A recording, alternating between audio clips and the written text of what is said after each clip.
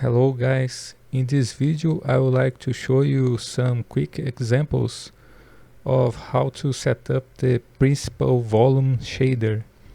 This is a new feature of Poser 13 and it is an implementation of a similar node that we have in Blender. If you are familiar with Blender, this is a node that you can use to render volumes. So let's see how it works in Poser.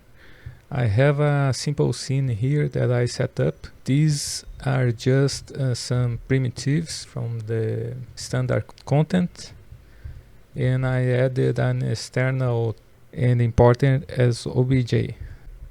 So if I look here at the, we can see I have some examples here. Let me go to the material. I can choose each item that I want to configure. So I have for the first one, that's just the default. The way it works is that you probably have only the poser surface by default. Then you choose the cycle surface and the principal volume. You can add this root node by clicking here, so you can choose new root cycle surface.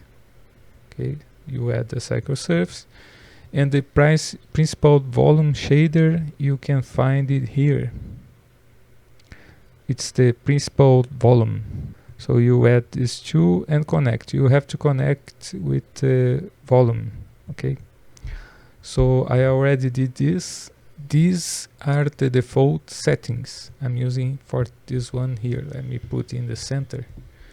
I am rendering with the optics fast. I'm using Superfly optics fast, and let's see how it looks. Let's use the preview window. I will render with the dimensions using the preview window. Click OK, render. So you see here with the lights and shadows that I have in the scene, we can barely see something here. It's very subtle. If I go to the next one, this one here, it's the color white. So I changed the color to white so you can see we can see the difference. Maybe we put together side by side.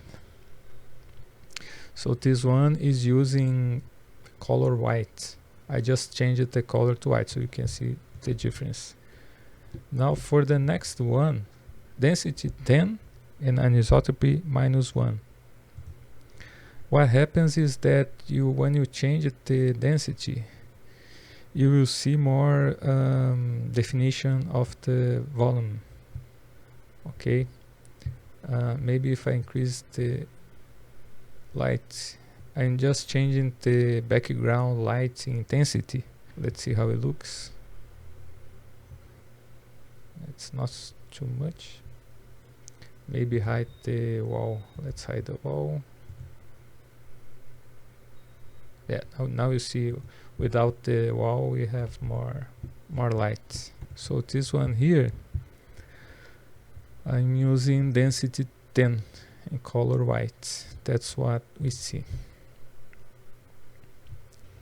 Here it's the -1 for anisotropy. Anisotropy, this will change how light scatters, because if we use -1 in the anisotropy, it's like going backwards. If we use 1, which is the right here, this one is using a value of 1. It's like most forward. If we left to 0, it's like equally scattered in all their directions. This is what happens with the light. It will scatter once it hits the volume. I have another one here, and in this one what you will see is that I changed the color to yellow and density to 5, but the other parameters I'm using the default.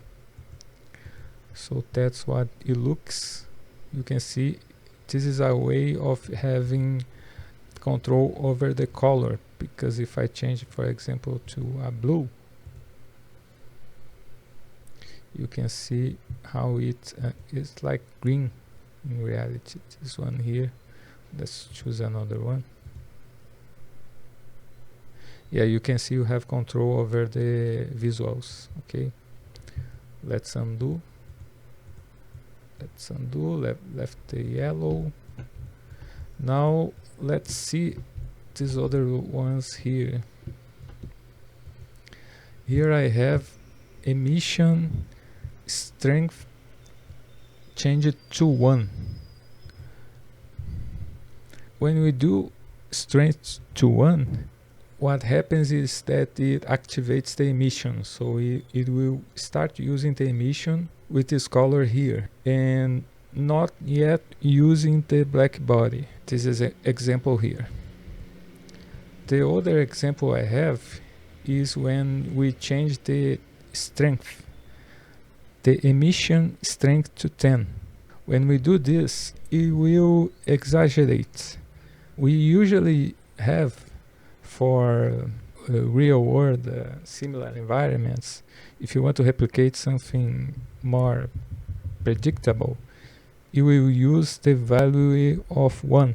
But this is still here in case you wanna experiment with more stylized effects. Okay, and I have another one here that you can see by the preview. It is using the black body, so we can use at the same time the emission we activate with value of 1, and we also activate here the black body by intensity of 1. Doing this, we can use temperature. Okay, this is a reference in Kelvin. Okay, if you type here, it's something similar. Talking about this line here, it's something similar of using in the previous versions. You could use the, let me see here, converter, black body. Okay, this is the same idea, but now we have everything in one node, so it's easier to work with. Okay, and if I increase, for example, 4,000, see how it looks. Okay, if I type 2,000